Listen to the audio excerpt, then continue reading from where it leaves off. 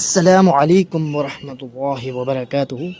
حضرت علی رضی اللہ تعالی عنہ نے فرمایا، محبت کا اصل حقدار تو تمہارا رب ہے، تو بس اپنے رب کے آگے جھکو، وہ کسی اور کے آگے آپ کو جھکنے نہیں دے گا، انشاءاللہ ثم انشاءاللہ۔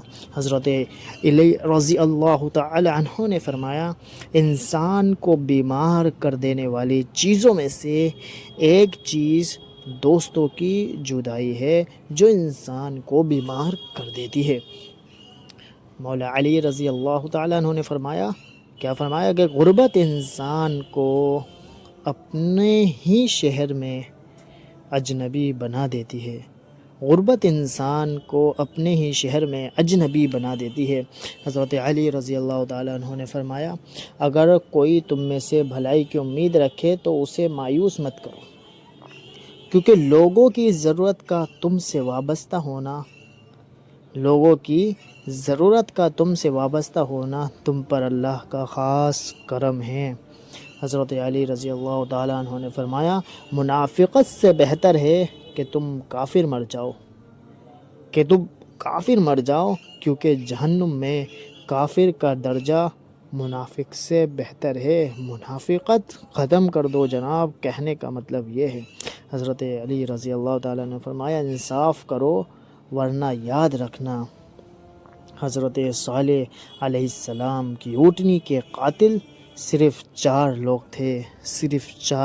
تھے، مگر غرق پوری قوم ہو گئی، کیونکہ باقیوں کا جرم خاموش رہنا تھا۔ حضرت علی رضی اللہ تعالیٰ عنہ نے فرمایا، زندگی اس طرح بسر کرو کہ دیکھنے والے تمہارے درد کے بجائے تمہارے صبر پر رشک کریں۔ مطلب حضرت علی رضی اللہ تعالیٰ عنہ نے فرمایا، جب بھی تم چاہو کہ تمہاری دعا عرش تک پہنچے اور مستجاب ہو جائے تو پہلے اپنے والدین کے لیے دعا مانگو، تو تمہاری دعا عرش تک پہنچ جائے گی اور انشاءاللہ جلد قبول ہوگی۔ حضرت علی رضی اللہ تعالیٰ عنہ نے فرمایا،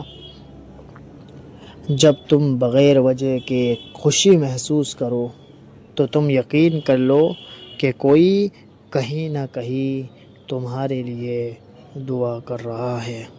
حضرت علی رضی اللہ تعالیٰ عنہ نے فرمایا، جو اللہ کے سوا کسی دوسرے سے نفع پہنچنے کی امید رکھتا ہے، اس کی امیدیں جھوٹی ثابت ہوتی ہیں۔ تو like and subscribe my channel. جزاک اللہ خیرا۔ السلام علیکم ورحمۃ اللہ وبرکاتہ۔